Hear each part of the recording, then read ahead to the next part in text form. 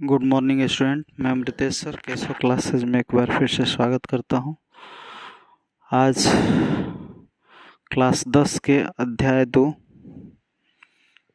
जो अम्ल क्षारक एवं लवण से संबंधित है उसके बारे में हम लोग अध्ययन करेंगे। अम्ल क्षार और लवण से रिलेट क्वेश्चन और उसके तथ्यों का अध्ययन किया जाएगा। जैसे अम्ल क्या होता है, देखिए अम्ल का सबसे बड़ा गुण है कि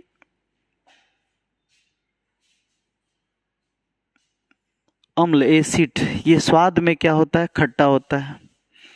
ये नीले लिटमस पत्र को लाल में तब्दील कर देता है। इसको याद रखने के लिए हम लोग क्या याद रखते हैं, अनीला, यानी अम्ल जो है नीला लिटमस पत्र को क्या कर देता है, लाल कर देता है। अम्ल नीला लिटमस पत्र को क्या कर देता है, लाल कर देता है। और मार्कर का है,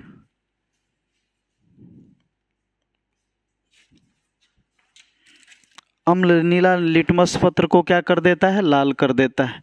ये जलीय विलयन में हाइड्रोजन आयन उत्पन्न करता है। अच्छा, इसको सबसे पहले किसने बताया, आर्हेनियस महोदय ने सबसे पहले बताया कि अम्ल जो होता है वो जलीय विलयन में कौन आयन उत्पन्न करता है, हाइड्रोजन आयन उत्पन्न करता है। जबकि क्षार जो होता है जलीय विलयन में क्या आयन उत्पन्न करता है, हाइड्रोक्साइड आयन उत्पन्न करता है। तो इसी को आर्हेनियस का सिद्धांत के नाम से जाना जाता है। ठीक है। एसिड शब्द जो है वो किस भाषा से ली गई है, लैटिन भाषा से ली गई है, जिसका अर्थ होता है खट्टा। यानी एसिड का तात्पर्य ये हो गया खट्टा होना, है ना।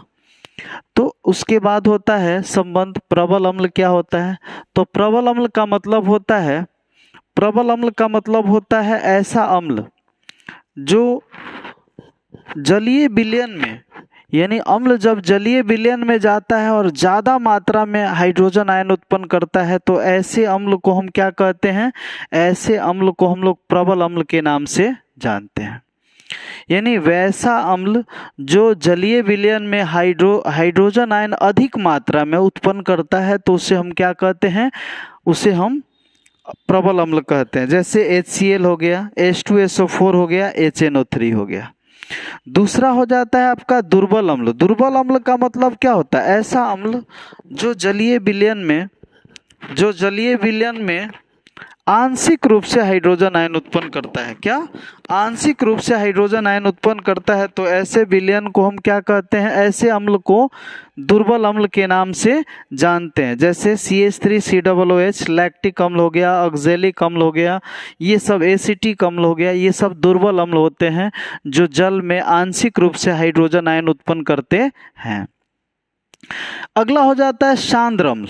सांद्र का मतलब होता है जब अम्ल को जल के साथ मिलाया जाता है तो जल की मात्रा कम हो जाए और अम्ल की मात्रा ज़्यादा हो जाए। इसका मतलब ये हुआ कि अम्ल गाढ़ा रहे, यानी विलयन में अम्ल की मात्रा ज़्यादा हो। जिसमें अम्ल अधिक मात्रा में होता है जबकि जल अल्प मात्रा में होता है तो ऐसे विलयन को हम लोग सांद्र अम्ल के नाम से जानते हैं। अब तनु का मतलब क्या हो गया, पतला। जैसे क्या होता है, पंचुछुर, यानी इसका मतलब हुआ कि इसमें अम्ल की मात्रा कम हो जाती है और जल की मात्रा क्या हो जाती है, ज़्यादा हो जाती है। तो ऐसे अम्ल को हम लोग क्या कहते हैं, तनु अम्ल कहते हैं। अब क्षारक क्या होता है, देखिए जनरली यदि हम क्या करते हैं, Ca धातु को ऑक्सीजन से अभिक्रिया करते हैं तो धातु के ऑक्साइड बनता है और धातु के जो ऑक्साइड बनता है उसको क्या कहा जाता है, भस्म। भस्म को ही हम लोग क्या कहते हैं, जो भस्म होता है उसी को हम लोग क्षारक के नाम से जानते हैं। अब इसके जलीय विलयन को, क्षारक के जलीय विलयन यानी भस्म के जलीय विलयन से क्या बनता है, क्षार का निर्माण होता है। किसका निर्माण होता है, क्षार का निर्माण। तो क्षार क्या हो जाता है, धातु के ऑक्साइड को भस्म या क्षारक कहते हैं और क्षार के जलीय विलयन को हम क्या कहते हैं, क्षार के नाम से जाना जाता है। अब क्षारक, ये स्वाद में क्या होते हैं? कड़वे होते हैं। ये स्वाद में क्या होते हैं? कड़वे होते हैं। ये क्या करते हैं? ये लाल लिटमस पत्र को नीला कर देते हैं। लाल लिटमस पत्र को क्या कर देते हैं? नीला कर देते हैं। उसके बाद ये जलीय विलयन में हाइड्रोक्साइड आयन उत्पन्न करते हैं। अब इसमें भी प्रबल क्षारक हो गया। ऐसा क्षार जो जलीय विलयन में ज़्यादा मात्रा में हाइड्रोक्साइड आयन उत्पन्न करता है तो उसे हम क्या कहते हैं? प्रबल क्षार के नाम से जानते हैं। और उसके बाद हो जाता है दुर्बल क्षारक। ऐसा क्षार जो जलीय विलयन में ज़्यादा मात्रा में कम मात्रा में हाइड्रोजन आयन उत्पन्न करता है, हाइड्रोक्साइड आयन उत्पन्न करता है तो उसको क्या कहते हैं? क्षारक के नाम से जानते हैं। क्षार, जल में घुलनशील क्षारक को क्या कहते हैं? क्षार के नाम से जानते हैं। जैसे NaOH, KOH, MgOH whole twice. ठीक है। लवण, लवण का मतलब होता है साल्ट। लवण अम्ल और क्षारक की परस्पर अभिक्रिया से बनता है। जैसे मान लीजिए यहाँ लिख दिए NaOH, इसको क्षार कहेंगे। यहाँ HCl अम्ल हो गया। अम्ल क्षार से अभिक्रिया करेगा तो इसका NaCl से तो NaCl हो गया, प्लस क्या हो गया? जल बनता है। तो प्लस जल बनता है तो ये जो पोजीशन है इसी को हम लोग क्या कहते हैं? लवण कहते हैं। और इस अभिक्रिया को उदासीनीकरण अभिक्रिया के नाम से जाना जाता है। अब इसके बाद हो जाता है सूचक, इंडिकेटर। जनरली इंडिकेट करने के लिए हम लोग जिस चीज़ का इस्तेमाल करते हैं, तो यहाँ इंडिकेटर का मतलब बायां दायां तो है नहीं, यहाँ मतलब है कि या तो अम्ल है नहीं तो फिर क्षार है। तो इसकी सूचना जिसके द्वारा मिलती है उसी को हम क्या कहते हैं? सूचक कहते हैं। प्रायः सूचक 3 प्रकार का हो जाता है। ऐसा पदार्थ जो किसी विलयन की अम्लीयता या क्षारीयता का बोध कराने में मदद करता है तो ऐसे पदार्थ को हम लोग सूचक के नाम से जानते हैं। सूचक 3 प्रकार का हो जाता है। एक होता है प्राकृतिक सूचक। ऐसा सूचक जो हमें प्रकृति से प्राप्त होता है तो ऐसे सूचक को प्राकृतिक सूचक के नाम से जाना जाता है। यह प्रायः पौधों से प्राप्त होता है। किससे प्राप्त होता है?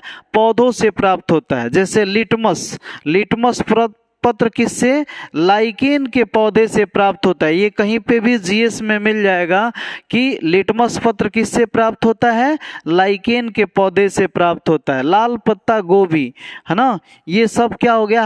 हाइड्रेजिया के पौधे का फूल या फिर हल्दी, ये सब के सब प्राकृतिक सूचक हैं और ये हमें प्रकृति से प्राप्त होते हैं। दूसरा हो जाता है कृत्रिम सूचक। कृत्रिम सूचक का मतलब होता है ऐसा रासायनिक पदार्थ जो क्या होता है? मानव द्वारा निर्मित किया जाता है, जिसका इस्तेमाल अम्लीयता या क्षारीयता का बोध करने में किया जाता है। तो ऐसे सूचक को हम क्या कहते हैं? ऐसे सूचक को हम क्या कहते हैं? ऐसे सूचक को कृत्रिम सूचक या मानव निर्मित सूचक के नाम से जानते हैं। तीसरा हो जाता है गंध देने वाले, यानी जो रंग या गंध में परिवर्तन करने से होते हैं तो ऐसे सूचक को हम क्या कहते हैं? ऐसे सूचक को गंधीय सूचक के नाम से जानते हैं। जैसे प्याज हो गया, लौंग का तेल हो गया। अब हम लोग बारी बारी से समझते चलें कि इन सूचकों का इस्तेमाल हम कैसे करते हैं। तो देखिए, हमारे पास तीनों सूचक उपलब्ध हैं। पहला सूचक है जो प्राकृतिक सूचक है। ये क्या होता है? जैसे लिटमस पत्र हो गया, ये क्या करता है? ये जब अम्ल के साथ होगा तो लाल रहेगा और अम्ल इसके साथ रहेगा तो नीला, यानी नीला को लाल करेगा, ये लाल को नीला, यानी ये नीला को क्या कर देगा? लाल कर देगा और ये लाल को क्या कर देगा? नीला में तब्दील कर देगा। लाल पत्ता गोभी का रस ये लाल ही रहेगा और इसमें किस रंग का हो जाता है? हरा रंग का हो जाता है। हल्दी में कोई बदलाव अम्ल के साथ नहीं होता, लेकिन यदि क्षार के साथ जाता है, जैसे जनरली किसी को चोट लगता है तो लोग हल्दी और चूना मिला करके थोपते हैं, तो आप देखते होंगे कि उसका कलर चेंज हो जाता है और वो कलर कैसा हो जाता है? गुलाबी कलर। किस कलर का हो जाता है? लाल भूरा कलर का हो जाता है। तो इसको हम ये कहेंगे कि वो क्षार है। हाइड्रेजिया के फूल का रस ये नीला ही रहेगा, इसमें गुलाबी हो जाता है। एक और है कृत्रिम सूचक, कृत्रिम सूचक में फिनाल्फिलीन है और मेथिल ऑरेंज है, ये इसके साथ रंगहीन रहता है और इसमें गुलाबी हो जाता है। अब ये क्वेश्चन करता है कि कोई पदार्थ ऐसा है जिसमें इसे डालने पर क्या हो जाता है, इसका रंग क्या हो जाता है, गुलाबी हो जाता है, तो क्या है, क्षार है। जब गुलाबी हो जाएगा तो क्षार है। मेथिल ऑरेंज क्या होगा, अम्ल के साथ लाल ही रहता है और इसके साथ इसका रंग पीला हो जाता है। अब गंधीय सूचक में आ गया, तो गंधीय सूचक में प्याज का रस है। जब अम्ल प्याज के रस पर पड़ता है तो उसका गंध और तीक्ष्ण हो जाता है। जैसे जनरली हम क्या करते हैं, प्याज काटते हैं तो उस समय उसमें क्या आता है, हल्का उससे गैस निकलता है, जिस कारण से हम लोग को जलन टाइप के लगता है, आंसू आने लगता है। तो ये प्रायः कब होता है, जब अम्ल की उपस्थिति होती है तब होता है। अगर उसमें नींबू निचोड़ दिया जाए तो और उसमें जलन उत्पन्न करने की कैपेसिटी बढ़ जाती है। और अगर उसे चूना के पानी में धो करके प्याज को काटा जाए तो गंध होगा ही नहीं, क्योंकि चूना का पानी क्या हो जाता है, क्षारीय हो जाता है। तो प्याज के रस में तीक्ष्ण गंध कर देता है, इस गंध को खत्म कर देता है। वेनिला, जिसको आप देखे होंगे, वेनिला आजकल लोग इस्तेमाल करते हैं कई प्रकार से, जैसे ये बनाने में, केक बनाने में इस्तेमाल होता है, या फिर वेनिला का इस्तेमाल करके लोग घरों में दूध से छेना आदि फाड़ लेते हैं। तो ये सब किसका होता है, ये समान गंध रहती है और इसमें कोई गंध नहीं होता है। लौंग का तेल समान गंध रहती है, इसमें कोई गंध नहीं। क्षार किसी भी गंध को मार देता है, याद रखना है कि क्षार किसी भी गंध को क्या कर देता है, मार देता है। अगर गंध खत्म हो गया तो समझ जाइए कि वो क्या है, क्षार है। गंध खत्म हो गया तो क्या है, क्षार है। अब आगे है, इसके बाद आगे हो जाता है धातु का अभिक्रिया। तो देखिए, अम्ल जो है, अम्ल के साथ, अम्ल धातु से विक्रिया करके लवण बनाता है और हाइड्रोजन गैस मुक्त करता है। ये हमेशा टच करता है कि अम्ल जो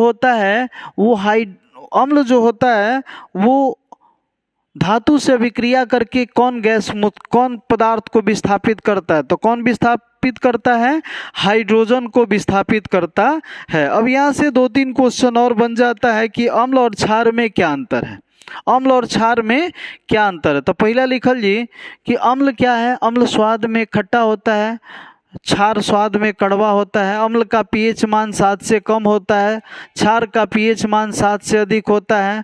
अम्ल जल में हाइड्रोजन आयन उत्पन्न करता है, क्षार जल में हाइड्रा ऑक्साइड आयन उत्पन्न करता है। अम्ल लिटमस पत्र को नीला से लाल कर देता है, लाल से नीला कर देता है। हल्दी पर कोई परिवर्तन नहीं लाता है, इसको लाल रंग में तब्दील कर देता है। प्याज के रस को तीक्ष्ण कर देता है और क्षार किसी प्रकार का कोई गंध रहने नहीं देता है।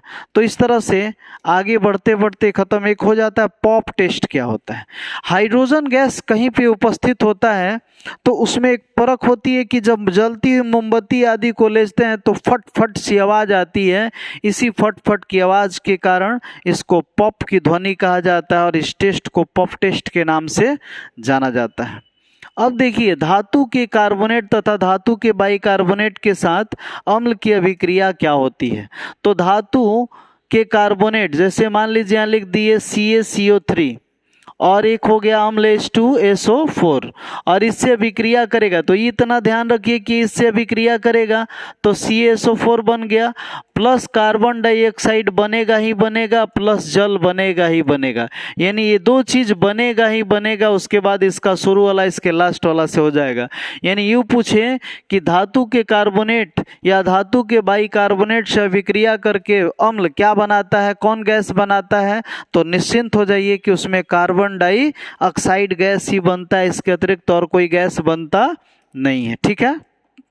अब चूने का पानी का टेस्ट, उत्पादित कार्बन डाइऑक्साइड अगर है तो चूने का पानी में कार्बन डाइऑक्साइड गैस का प्रवाहित करते हैं, यानी फूंकते हैं, तो उसका रंग कैसा हो जाता है, दूधिया हो जाता है। कैसा हो जाता है, दूधिया हो जाता है। अब उदासीनीकरण अभिक्रिया क्या है, जब अम्ल क्षार से अभिक्रिया करके लवण और जल बनाता है तो इसी को उदासीनीकरण अभिक्रिया के नाम से जाना जाता है। देखिए, अब हम बता रहे थे लवण, तो लवण भी 3 प्रकार का हो जाता है। अम्ल क्षार से भी क्रिया करके लवण और जल बनाता है। तो लवण प्रायः 3 प्रकार के हो जाते हैं। कितने प्रकार के हो जाते हैं? 3 प्रकार के होते हैं। एक होता है सामान्य लवण। ये कब होता है? जब या तो प्रबल अम्ल पर प्रबल भस्म से, प्रबल अम्ल जो है वो प्रबल भस्म, यानी दोनों बढ़िया रहेगा तो मिल के उदासीन हो जाएगा, नहीं तो फिर दोनों कमजोर रहेगा तो भी मिल के उदासीन हो जाएगा। याद रखना है कि दोनों प्रबल तो उदासीन लवण बनेगा, दोनों दुर्बल यानी अम्ल भी दुर्बल और क्षार भी दुर्बल तो क्या बनेगा? उदासीन बनता है। लेकिन अगर प्रबल एक है दूसरा दुर्बल है तो जो प्रबल होगा वही बनेगा। जैसे प्रबल अम्ल दुर्बल भस्म से करेगा तो क्या करेगा? अम्लीय लवण बनाएगा। यदि दुर्बल भस्म प्रबल अम्ल से करेगा तो अम्लीय लवण बनेगा। यदि प्रबल भस्म दुर्बल अम्ल से करेगा तो भास्मिक लवण बनता है।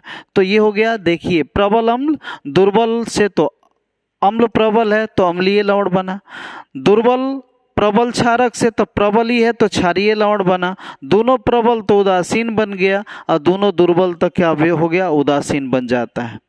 अब इसके आगे है अधात्विक ऑक्साइड की क्षारों के साथ अभिक्रिया। अधात्विक ऑक्साइड का क्षारों के साथ अभिक्रिया। अधात्विक ऑक्साइड क्षार से अभिक्रिया करके क्या बनाता है? लवण और जल। याद रखना, अधात्विक ऑक्साइड क्षार से अभिक्रिया करके क्या बनाता है? लवण बनाता है और क्या बनाता है? जल। यानी जो भी पदार्थ इससे कोई भी धातु अधातु के ऑक्साइड मिलेगा क्षार से तो क्या बनाएगा? लवण बनाएगा और जल बनाता है। आगे फिर है, इसके आगे है फिर पीएच स्केल क्या होता है? पीएच स्केल क्या होता है? देखिए पीएच स्केल का मतलब होता है किसी भी विलयन में हाइड्रोजन आयन, किसी विलयन में हाइड्रोजन आयन के सांद्रण के व्युत्क्रम के लघु गुणक को उस विलयन का पीएच मान कहा जाता है। तो यही एक जो होता है वो कहाँ आ जाता है? पावर में आ जाता है। H+ एक पावर में आ गया माइनस, लॉग इतना है तो पावर जो होता है पीछे आ जाता है लॉग में, हाइड्रोजन आयन। तो इसी को हम लोग पीएच स्केल के नाम से जानते हैं। किसी विलयन में हाइड्रोजन आयन की सांद्रता ज्ञात करने के लिए एक स्केल का इस्तेमाल किया जाता है जिसे पीएच स्केल कहा जाता है। पीएच में पी का अर्थ होता है पुषांश यानी पोटेंस, जो एक जर्मन शब्द है जिसका अर्थ होता है शक्ति अर्थात पावर, यानी पी का तात्पर्य पावर से होता है, शक्ति से होता है। H हाइड्रोजन आयन का सांद्रण। अब नियम कहता है कि जिसका पीएच मान 7 होता है तो उदासीन होता है, और जल का पीएच मान 7 होता है इसलिए जल उदासीन होता है। उसके बाद पीएच मान जिसका 7 से कम होगा तो अम्लीय हो जाएगा, और 7 से ज़्यादा होता है तो क्या हो जाता है? क्षारीय हो जाता है। यह स्केल 0 से 14 तक के पीएच मान ज्ञात करने के लिए उपयोग किया जाता है। 0 से लेकर 14 तक इसमें पैमाना होता है। ठीक है, अब इसके आगे बढ़ते हम लोग।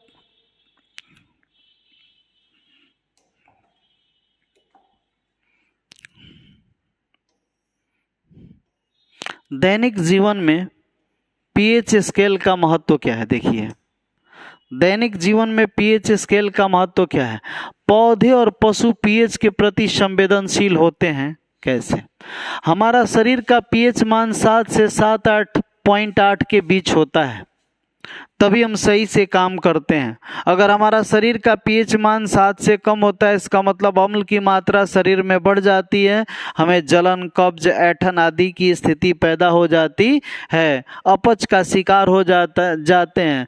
तब हम क्या करते हैं? एंटी एसिड, एसिड का उल्टा, एसिड का दुश्मन जिसको एंटासिड के नाम से जानते हैं उसका इस्तेमाल करते हैं। और एंटी कौन होता है? उल्टा कौन होता है? ये होता है क्षार। तो MgOH होल ट्वाइस जिसे मिल्क ऑफ मैग्नेशिया के नाम से भी जाना जाता है, इसका इस्तेमाल किया जाता है और इस्तेमाल करके एसिड को कम किया जाता है। आजकल पैकेटों में इनो के नाम से आता है। ठीक है, वर्षा के जल का पीएच मान 5.6 से कम हो तो उसे अम्लीय वर्षा कहते हैं, और अम्लीय वर्षा के कारण जितने भी पौधे हैं वे नष्ट हो जाते हैं। मिट्टी में अम्लीयता बढ़ जाने के कारण मृदा से फसल उत्पादन कम होता है। आप जानते हैं पंजाब में सबसे ज़्यादा सिंचाई की व्यवस्था होने के कारण पंजाब में सिंचित भूमि में जल जमाव अधिक हुआ और मिट्टी क्या हो गया, अम्लीय हो गया। मिट्टी अम्लीय होने के कारण पंजाब में उत्पादन की प्रक्रिया काफ़ी प्रभावित हो चुकी है। ठीक है, अब इसके आगे है, अच्छी फसल के लिए मिट्टी का पीएच मान कितना होना चाहिए। तो देखिए, अच्छी फसल के लिए मिट्टी का परास जो होता है 5.5 से 7 के बीच होना चाहिए। इससे अगर कम होता है तो मिट्टी अम्लीय हो जाता है, और अम्लीय हो जाता है तो फिर उत्पादन कम होने लगता है। एक ऐसा उर्वरक है जो बाप को धनवान और बेटा को कंगाल बना देता है, तो ये क्या है, ये चूना होता है। चूना ये क्यों होता है, क्योंकि मिट्टी का पीएच मान 5.5 से 7 के बीच होना चाहिए, लेकिन जनरली हम लोग सिंचाई ज़्यादा करते हैं और सिंचाई करने के कारण अम्लीयता की मात्रा बढ़ती जाती है। जब अम्लीयता की मात्रा बढ़ती है तो इसका पीएच मान 5.5 से कम होने लगता है। ऐसे में यदि चूना मिलाते हैं तो चूना क्या है, क्षार है, और क्षार अम्ल को उदासीन कर देता है। लेकिन क्षार की मात्रा जब अधिक होगा तो धीरे धीरे इसका पीएच मान अग्रसर होते होते 11 की ओर चला जाएगा, जिसको चूना जल कहा जाता है, और उसके बाद मिट्टी में उपज की प्रक्रिया समाप्त हो जाएगी। इसलिए कहा गया है कि वो कौन ऐसा उर्वरक है जो बाप को धनवान और बेटा को कंगाल बना देता है। तो आपको याद रखना है क्या, चूना। हमारे पाचन तंत्र में पीएच मान का महत्व देखिए, शरीर में पचने की क्रिया का प्रारंभ मुंह से होता है। मुंह में लार होता है और लार में क्षार होता है। अम्लीयता की मात्रा को ये कम करता है। ऐसा क्यों, क्योंकि शरीर में मुंह का पीएच मान अगर 5.5 से नीचे जाता है तो शरीर की सबसे हार्ड अंग इनेमल, जो दांत का दंतवल्क कहा जाता है, वो खराब होने लगता है।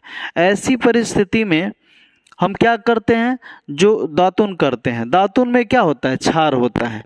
या फिर यूँ कहें कि टूथपेस्ट के अतिरिक्त हम लोग दातुन के अतिरिक्त टूथपेस्ट का इस्तेमाल करते हैं, तो टूथपेस्ट में भी क्षार होता है, और क्षार अम्ल को उदासीन कर देता है, जिससे मुंह का पीएच मान 5.5 से 7 के बीच हो जाता है, और हमारा दांत वल्क खराब होने से यानी संचारित होने से बच जाते हैं। वही चीज़ है कि हमारा उदर हाइड्रोक्लोरिक अम्ल HCl उत्पन्न करता है, जो भोजन के पाचन में सहायक होता है। अपच की स्थिति में उदर में अधिक मात्रा में अम्ल उत्पन्न हो जाता है, जिसके कारण दर्द जलन का अनुभव होता है। ऐसी परिस्थिति में हम एंटासिड का इस्तेमाल करते हैं। एंटासिड जो होता है एसिड को काट देता है, और इस प्रकार से हमें क्या होता है, राहत मिलती है। यानी कहने का मतलब है कि एसिड के उल्टा को मिल्क ऑफ मैग्नीशिया यानी एंटासिड के नाम से जानते हैं। अब पीएच मान का इस्तेमाल दंतवल्क में हो गया। फिर आगे है